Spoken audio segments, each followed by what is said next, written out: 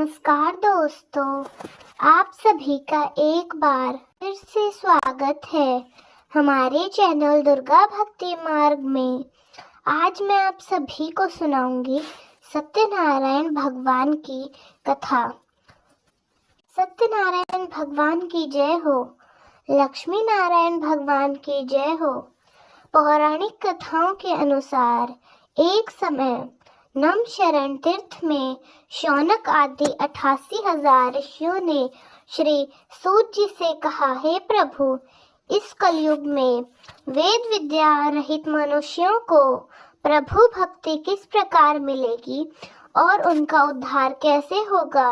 हे मुनि श्रेष्ठ, कोई ऐसा तप कहिए जिससे थोड़े समय में पुण्य प्राप्त हो जाए और मनवांछित फल की प्राप्ति हो। ऐसी कथा को सुनने की हमारी इच्छा है। सर्वशास्त्र ज्ञाता श्री सूत जी बोले, हे वैष्णव में पूज्य, आपने सभी प्राणियों के हित की बात पूछी है। अब मैं उस श्रेष्ठ व्रत को आप लोगों से कहूँगा जिस व्रत को नारद जी ने श्री लक्ष्मी नारायण भगवान से पूछा था और लक्ष्मीपति ने मुनि श्रेष्ठ नारद जी से कहा था। सो ध्यान पूर्वक सुनो। एक समय योगी राज नारद जी दूसरों के हित की इच्छा से अनेक लोगों में घूमते हुए मृत्युलोक में आ पहुँचे। यहाँ अनेक योनियों में जन्मे हुए प्राय सभी मनुष्यों को अपने कर्मों के अनुसार अनेकों दुखों से पीड़ित देखकर सोचा कि किस यत्न के करने से निश्चय ही प्राणियों के दुख का नाश हो सकेगा।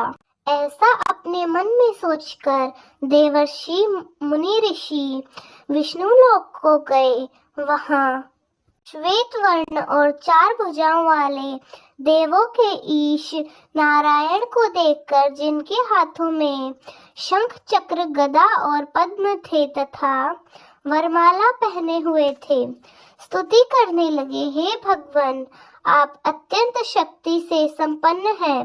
मन तथा वाणी भी आपको नहीं पा सकती।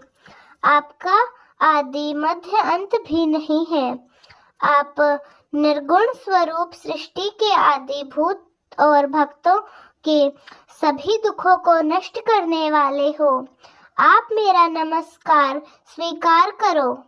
नारद जी से इस प्रकार की स्तुति सुनकर भगवान श्री विष्णु बोले, हे मुनि श्रेष्ठ, आपके मन में क्या चल रहा है? आपका किस काम से यहाँ आगमन हुआ है? निसंकोच कहिए।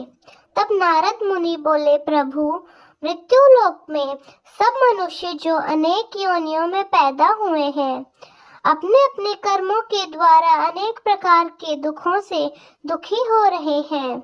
नाथ, यदि आप मुझ पर दया रखते हो तो बतलाइए कि उन मनुष्य के सभी दुख थोड़े ही प्रयत्न से कैसे दूर हो सकते हैं।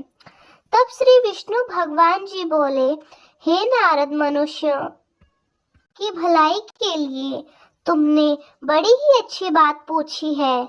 जिस काम के करने से मनुष्य मोह से छूट जाता है वह मैं कहता हूँ।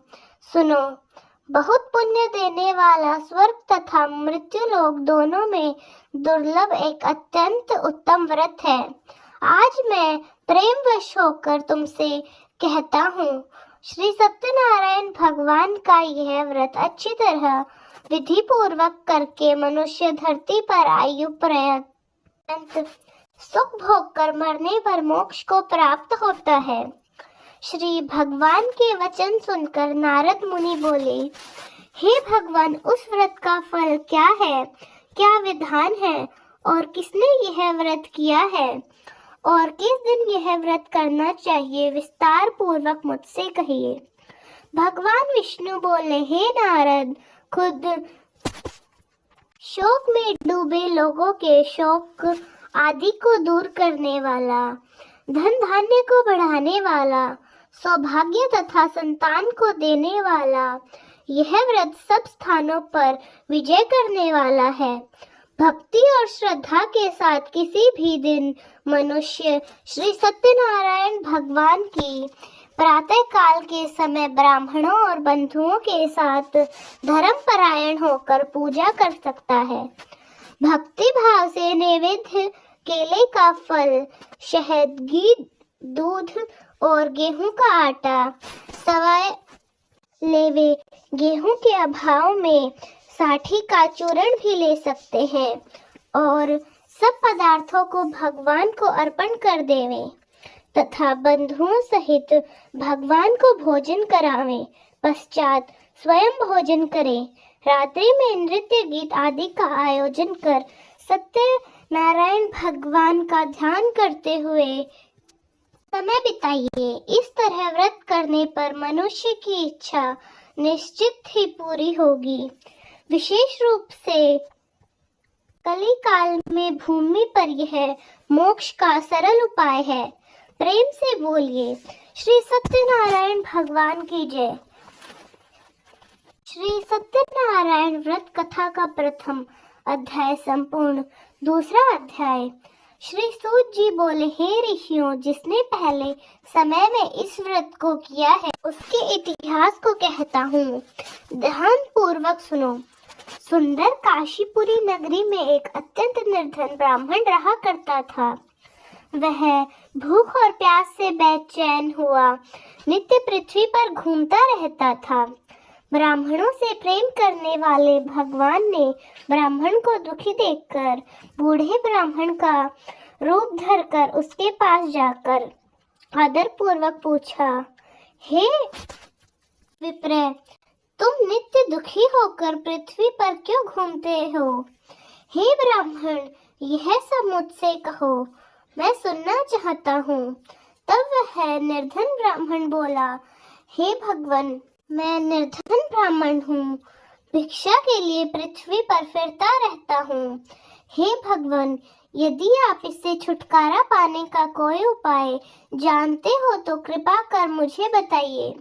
वृद्ध ब्राह्मण बोले, हे विप्र, सत्यनारायण भगवान मनोवांछित फल देने वाले हैं, इसलिए तुम उनका पूजन करो, जिसके करने से मनुष्य सब दुखों से मुक्त हो जाता है।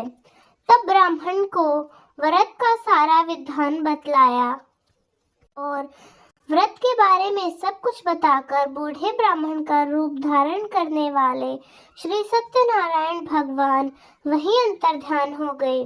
जिस व्रत को वृद्ध ब्राह्मण ने लाया है, मैं उसको अवश्य करूंगा। यह निश्चय करने पर उसे रात भर नींद नहीं आई। सवेरे उठकर भगवान सत्यनारायण के व्रत का निश्चय कर वह भिक्षा के लिए चला गया। उस दिन इसको बक्सा में बहुत सारा धन मिला, जिससे बंधु बांधव के साथ उसने सत्यनारायण भगवान का व्रत बड़े ही विधि विधान के साथ किया। इसके करने से वह ब्राह्मण सभी दुखों से छूटकर अनेक प्रकार की संपत्ति से युक्त हुआ। उस समय से वह ब्राह्मण हर माह व्रत करने लगा। इस तरह सत्यनारायण भगवान के व्रत को जो भी करेगा वह मनुष्य सभी दुखों से छूट जाएगा। इस तरह नारद जी से सत्यनारायण भगवान का कहा हुआ यह व्रत मैंने तुमसे कहा है। हे विप्रो, मैं अब और क्या कहूँ? तब ऋषिगण बोले, हे मुनीश्वर, संसार में इस ब्राह्मण से सुनकर किस किसने यह व्रत किया है, हम वह भी सुनना चाहते हैं। इसके लिए हमारे मन में अत्यंत जिज्ञासा हो रही है। श्री सूत जी बोले, हे मुनियों, जिसने इस व्रत को किया है वह सब भी सुनो, मैं तुम्हें बतलाता हूँ। एक समय वह ब्राह्मण धन और ऐश्वर्य के अनुसार बंधु बांधव के साथ व्रत करने को तैयार हुआ। उसी समय एक लकड़ी बेचने वाला बूढ़ा आदमी आया और बाहर लकड़ियों को रखकर ब्राह्मण के मकान में गया। प्यास से दुखी लकड़हारा उनको व्रत करते देखकर ब्राह्मण को नमस्कार करने लगा और कहा, ये आप क्या कर रहे हैं? इसके करने से क्या फल मिलता है? कृपा कर कर मुझे भी बताइए। ब्राह्मण ने कहा, सब मनोरथ को पूर्ण करने वाला यह सत्यनारायण भगवान का व्रत है। इसकी ही कृपा से मेरे यहाँ धन धान्य आदि की वृद्धि हुई है। भगवान से इस व्रत के बारे में जानकर मैंने ये व्रत किया और अब मैं इस व्रत के बारे में तुम्हें बता रहा हूँ। व्रत के बारे में जानकर लकड़हारा अत्यंत खुश हुआ और चरणामृत का प्रसाद लेकर अपने घर को गया। अगले दिन लकड़हारे ने अपने मन में इस प्रकार का संकल्प किया कि आज गांव में लकड़ी बेचने से जो भी धन मिलेगा उसी से सत्यनारायण भगवान का उत्तम व्रत करूंगा। ऐसा मन में निश्चय कर वह बूढ़ा लकड़हारा लकड़ियां अपने सर पर रखकर जिस नगर में धनवान लोग रहा करते थे ऐसे सुंदर नगर में गया। उस दिन वहां पर उसे उन लकड़ियों का दाम पहले से चौगुना मिला। तब वह लकड़हारा दाम लेकर अति प्रसन्न होकर पक्के केले, शक्कर, घी, दूध, दही और गेहूं का चूर्ण आदि सत्यनारायण भगवान के व्रत के लिए कुल सामग्रियों को लेकर अपने घर को गया। फिर उसने अपने परिवारजनों को बुलाकर विधि के साथ भगवान का पूजन किया और व्रत भी किया। उस व्रत के पुण्य प्रभाव से वह बूढ़ा लकड़हारा धन, पुत्र आदि से युक्त हुआ और संसार के समस्त सुख भोग कर अंत में वैकुंठ लोक को चला गया। श्री सत्यनारायण भगवान की जय। श्री सत्यनारायण भगवान कथा का दूसरा अध्याय संपूर्ण होता है।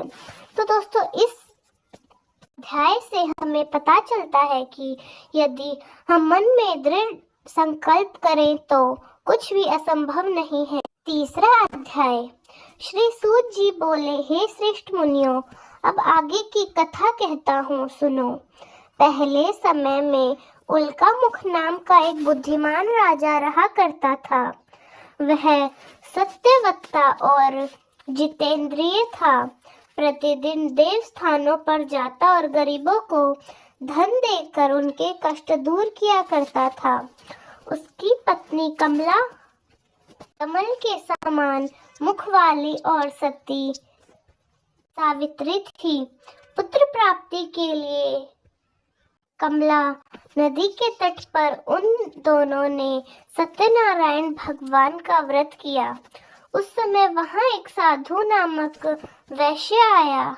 उसके पास व्यापार के लिए बहुत सारा धन था। वह नाव को किनारे पर ठहराकर राजा के पास आ गया और राजा को व्रत करते देखकर विनय के साथ पूछने लगा, हे राजन, भक्ति युक्त चित्त से आप ये क्या कर रहे हैं? मेरी सुनने की इच्छा है, सो आप मुझे बताइए। तब राजा बोले, वैश्य, अपने बांधव के साथ पुत्र आदि की प्राप्ति के लिए हम यहाँ शक्तिमान सत्यनारायण भगवान का व्रत और पूजन में लगे हुए हैं। राजा के वचन सुनकर साधु आदर से बोला, हे राजन, मुझसे भी इसका संविधान कहो। मैं भी आपके कहे अनुसार इस व्रत को अवश्य करूंगा। मेरी भी कोई संतान नहीं है और मुझे विश्वास है कि इस व्रत के करने से निश्चय ही मुझे संतान की प्राप्ति हो जाएगी। तब राजा से सब विधान सुनकर व्यापार से निवृत्त होकर वह आनंद के साथ अपने घर को गया। साधु ने अपनी स्त्री को संतान देने वाले इस व्रत के बारे में बताया और प्रण किया कि जब हमारे यहाँ संतान होगी तब मैं इस व्रत को करूंगा। साधु ने ऐसे वचन अपनी पत्नी लीलावती से कहे। एक दिन उसकी पत्नी अपने पति के साथ आनंदित होकर सांसारिक धर्म में प्रवृत्त होकर श्री सत्यनारायण भगवान की कृपा से गर्भवती हो गई और 9वें महीने में उसके एक बहुत सुंदर कन्या का जन्म हुआ। वह कन्या दिनों दिन इस तरह बढ़ने लगी जैसे शुक्ल पक्ष की चंद्रमा बढ़ती है। कन्या का नाम कलावती रखा गया। तब लीलावती ने मीठे शब्दों में अपने पति से कहा, हे स्वामी, जो संकल्प लिया था कि मेरे संतान होने पर सत्य नारायण भगवान का व्रत करूंगा, अब उसे पूरा कीजिए। साधु बोला, ए प्रिय, इसके विवाह पर करूंगा। इस प्रकार अपनी पत्नी को आश्वासन देकर वह नगर को चला गया। अब कलावती अपने पिता के घर में रहकर बड़ी हो रही थी। एक दिन साधु ने जब नगर में सखियों के साथ जब अपनी पुत्री को देखा तो वह तुरंत दूत को बुलाकर कहा कि पुत्री के लिए कोई सुयोग्य वर देखकर लाओ। साधु की आज्ञा पाकर दूत कंचन नगर पहुंचा और वहां पर बहुत खोज कर, बहुत देखभाल कर कन्या के लिए सुयोग्य वर्णित पुत्र को लेकर आया। उस सुयोग्य युवक को देखकर साधु ने अपने बंधु बांधव सहित प्रसन्नचित्त होकर अपनी पुत्री का विवाह उसके साथ कर दिया। किंतु दुर्भाग्य से विवाह के समय भी उस व्रत को करना वह भूल गया। श्री सत्यनारायण भगवान क्रोधित हो उठे और साधु को श्राप दे दिया कि तुम्हें दुख प्राप्त होगा। अपने कार्य में कुशल साधु वैश्य अपने जामाता सहित समुद्र के समीप स्थित रत्नपुर नगर में गया और वहां दोनों ससुर जमाई चंद्रकेतु राजा के उस नगर में व्यापार करने लगे। एक दिन भगवान सत्यनारायण की माया से प्रेरित कोई चोर राजा का धन चुराकर भागा जा रहा था, किंतु राजा के दूतों को आता देखकर चोर घबराकर भागते हुए धन को वहीं चुपचाप छोड़कर चला गया जहां से वे ससुर और जमाई ठहरे हुए थे। जब दूतों ने उस साधु वैश्य के पास जाकर राजा के धन को रखा हुआ देखा तो वे वहीं उन्हीं को चोर समझकर दोनों को बांध कर ले गए और राजा के पास जाकर बोले, हे राजन, हम इन दोनों चोर को पकड़कर लाए हैं, आज्ञा दीजिए। तब राजा की आज्ञा से उनको कठोर कारावास में डाल दिया गया और उनका सब धन भी छीन लिया गया।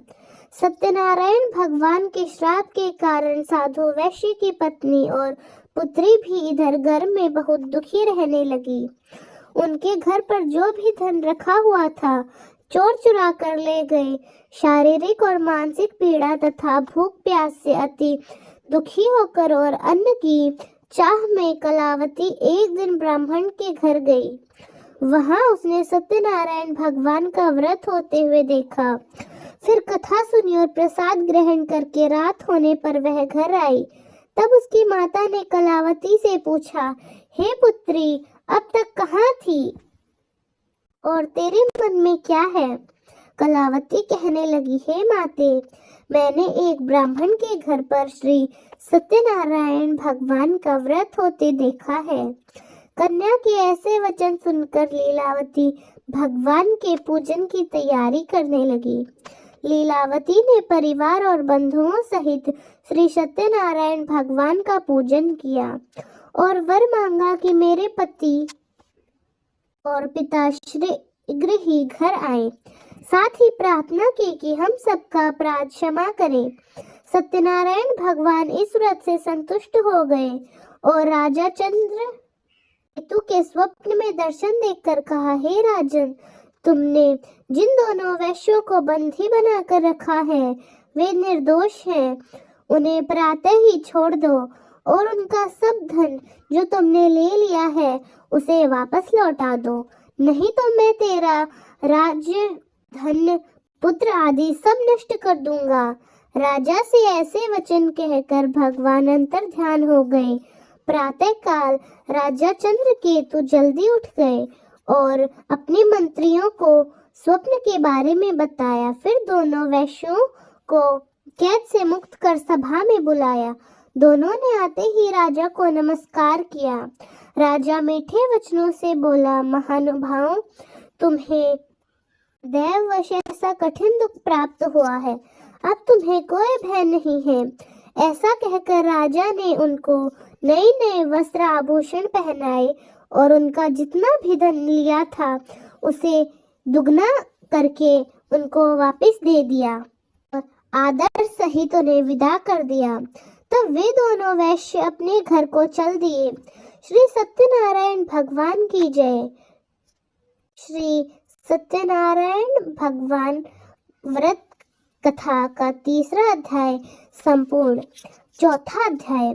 श्री सूत जी बोले, साधु बनिया मंगलाचरण कर और ब्राह्मणों को धन देकर अपने नगर के लिए चल पड़ा।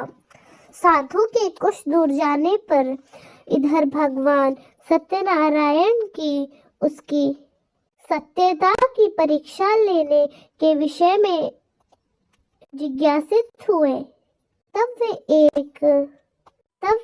एक दंडी का वेश बनाकर उस बनिए के सामने गए और पूछा, साधु, तुम्हारी नाव में क्या भरा है? तब धन के मध्य में चूर। दोनों महाजनों ने अवहेलना पूर्वक हंसते हुए कहा, दंडी सन्यासी, क्यों पूछ रहे हो? कुछ मुद्रा लेने की इच्छा है क्या? हमारी नाव में तो लता और पत्ते आदि भरे हैं।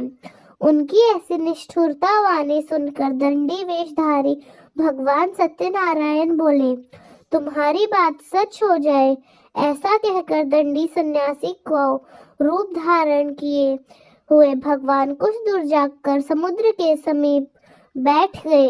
इधर दंडी के चले जाने पर नित्य क्रिया करने के बाद उत्तराई हुई यानी जल में ऊपर की ओर उठी हुई नौका को देखकर साधु अत्यंत आश्चर्य में पड़ गया और नाव में लता और पत्ते आदि देखकर मूर्छित होकर पृथ्वी पर गिर पड़ा। होश में आने पर वणिक पुत्र चिंतित हो गया। तब उसके दामाद ने इस प्रकार कहा कि पिताजी, आप शोक क्यों कर रहे हैं? दंडी ने श्राप दिया है। इस स्थिति में वे ही चाहे तो सब कुछ कर सकते हैं, इसमें संचय की बात नहीं है। अतः उन्हीं की शरण में हमको चलना चाहिए, वही मन की इच्छा पूर्ण होगी। दामाद की बात सुनकर वह साधु बनिया उनके पास गया और वहां दंडी को देखकर उसकी शक्ति पूर्वक उन्हें प्रणाम किया तथा भक्ति और आदर पूर्वक कहने लगा कि आपके सम्मुख मैंने जो भी कहा था, असत्य भाषण रूप अपराध किया है, आप कृपा कर मेरे उस अपराध को क्षमा कर दीजिए। ऐसा कर बार बार प्रणाम करके वह महान शोक से व्याकुल हो गया। दंडी ने उस बनिए को रोते हुए देखकर कहा, हे मूर्ख, रो मत, मेरी बात ध्यान से सुनो। मेरी पूजा से उदासीन होने के कारण तथा मेरी आज्ञा से ही तुमने बार बार दुख प्राप्त किया है। भगवान की ऐसी वाणी सुनकर वह उनकी स्तुति करने लगा। साधु के अनुसार, हे प्रभु, यह आश्चर्य की बात है कि आपकी माया से मोहित होने के कारण ब्रह्मा देवी आपके गुणों और रूपों को यथावत रूप से नहीं जान पाते। फिर मैं मूर्ख आपकी माया से मोहित होने के कारण भला कैसे जान सकता हूँ? प्रभु, आप मुझ पर कृपा कर और मुझे पर प्रसन्न होइए। मैं आपकी धन संपत्ति के अनुसार आपकी पूजा करूंगा और अपनी जी जान लगाकर आपके व्रत को करूंगा। मैं आपके शरण में हूँ। मेरा जो नौका में स्थित पूरा धन था उसकी और मेरी रक्षा करें। उस बनिए की भक्ति युक्त वाणी सुनकर भगवान जनार्दन संतुष्ट हुए। भगवान जनार्दन उसे अष्टवर प्रदान कर वहीं अंतर्ध्यान हो गए। इसके बाद वह साधु अपनी नौका में चढ़ा और उसे धन धान्य से भरी हुई देखकर भगवान सत्यदेव की कृपा से हमारा मनोरथ सफल हो गया है। ऐसा कहकर सब जनों के साथ उसने भगवान की विधिवत पूजा की।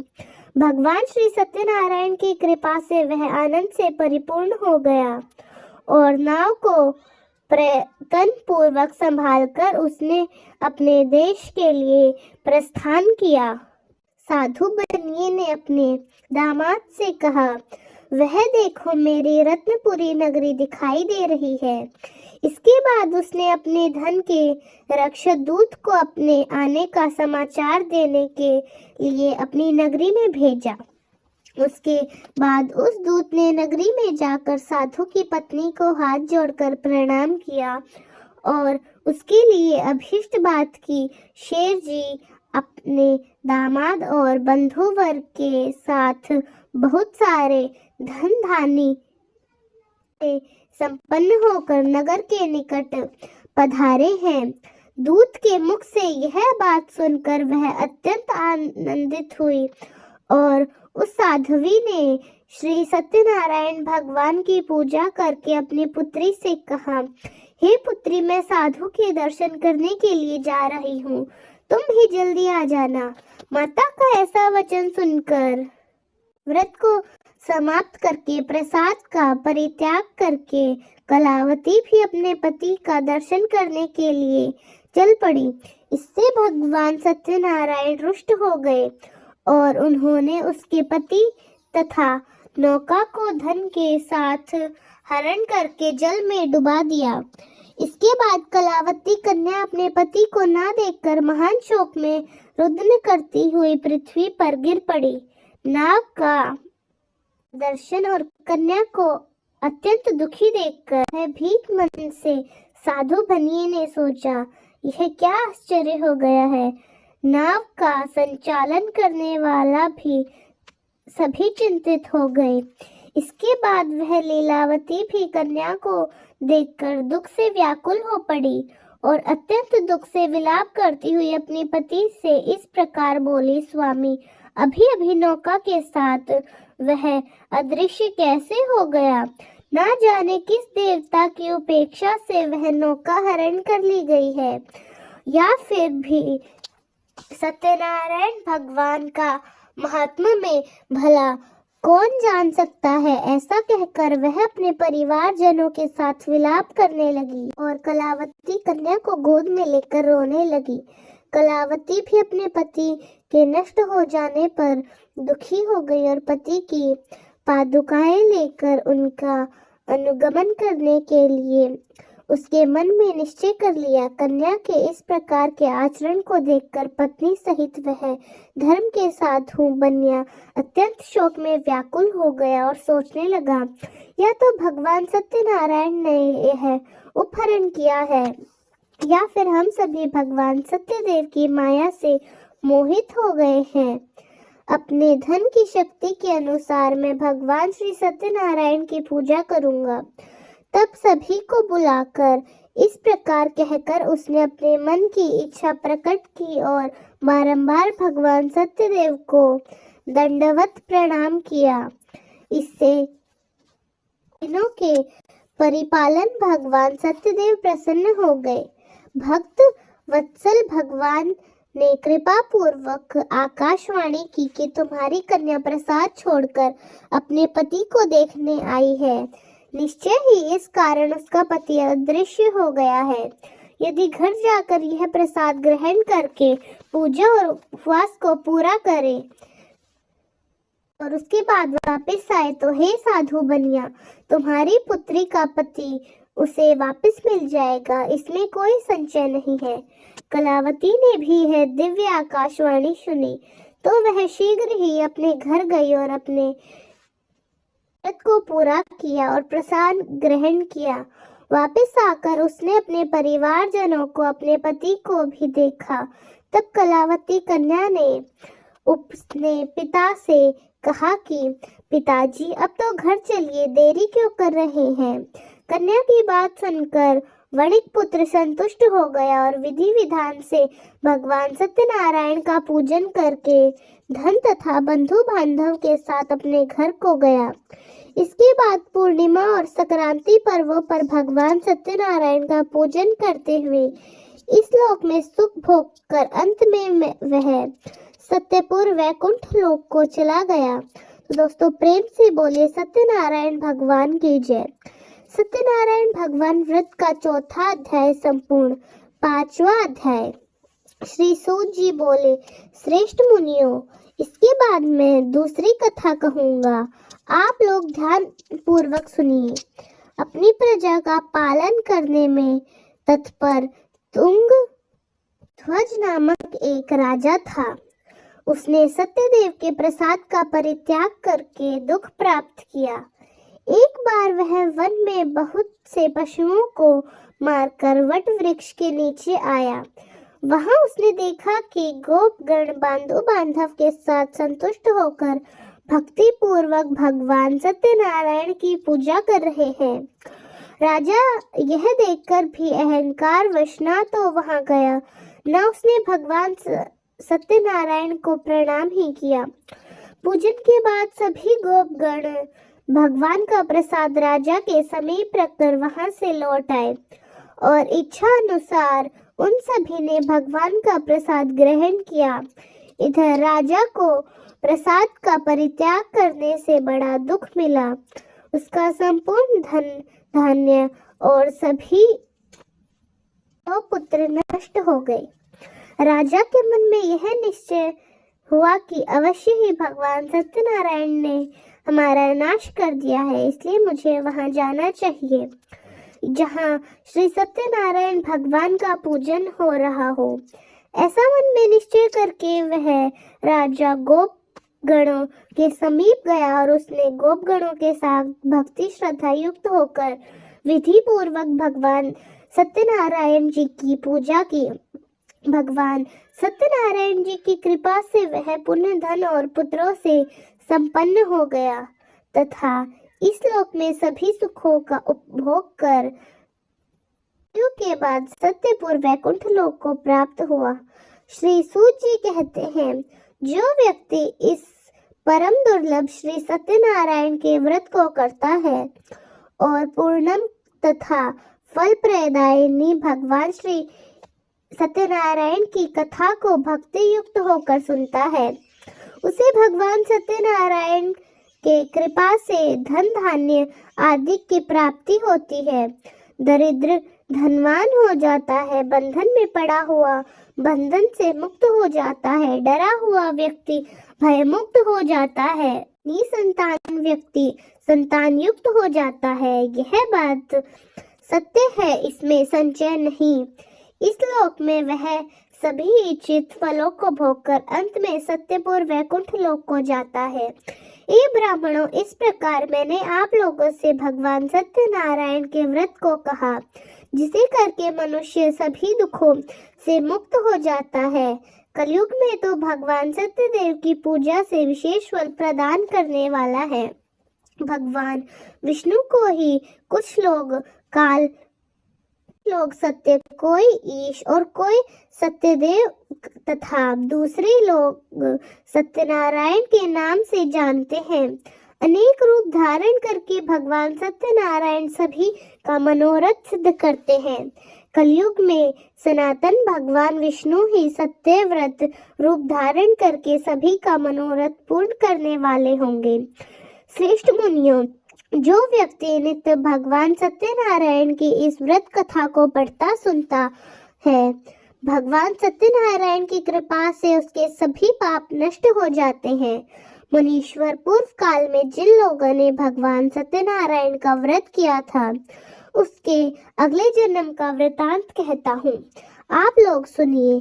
महान प्रजा संपन्न सतानंद नाम के ब्राह्मण सत्यनारायण भगवान व्रत करने के प्रभाव से दूसरे जन्म में सुदामा नामक ब्राह्मण हुए और उस जन्म में भगवान श्री कृष्ण का ध्यान करके उन्होंने मोक्ष प्राप्त किया। लकड़हारा भील गुहों का राजा हुआ और अगले जन्म में उसने भगवान श्री राम की सेवा करके मोक्ष प्राप्त किया। महाराज उल्कामुख दूसरे जन्म में राजा दशरथ हुए, जिन्होंने श्री नाथ की पूजा करके अंत में वैकुंठ प्राप्त किया। इस प्रकार धार्मिक और सत्यवती साथ पिछले जन्म के सत्यव्रत के प्रभाव से अपने दूसरे जन्म में मनो नाम मोरध्वज नाम का राजा हुआ। उसने आर्य से चितकर अपने पुत्र की आधी देह भगवान विष्णु को अर्पित कर मोक्ष प्राप्त किया। भगवान तुंग ध्वज जन्मांतर में स्वयंभू मनु हुए और भगवत संबंधी संपूर्ण कार्यों का अनुष्ठान करके वैकुंठ लोक को प्राप्त हुए।